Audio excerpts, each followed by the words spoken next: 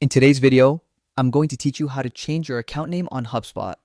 This is a quick and easy process that anyone can do, whether you're managing a business account or simply want to keep your profile organized. By the end of this video, you'll know exactly where to go and how to update your account name in just a few clicks. Let's get started. First, open your preferred web browser and navigate to hubspot.com. Once the homepage loads, you'll be greeted with HubSpot's familiar dashboard filled with helpful tools and business resources.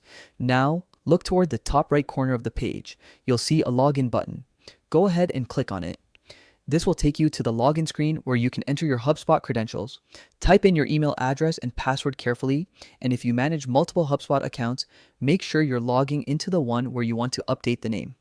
Once you've logged in, you'll find yourself on your HubSpot home dashboard, the central hub for everything related to your account.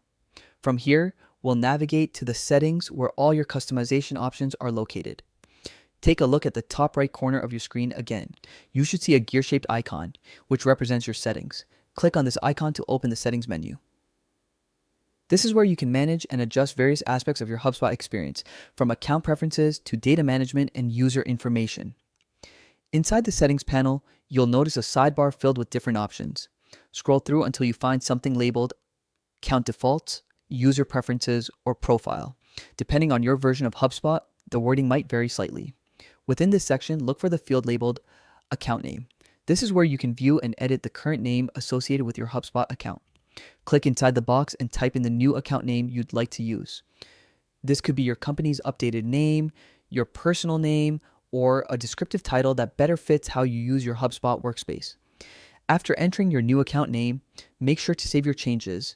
In most cases, HubSpot automatically updates the name as soon as you click outside the text field, but it's always a good idea to double check. Refresh the page or navigate back to your dashboard to confirm that your new name appears correctly. And that's it.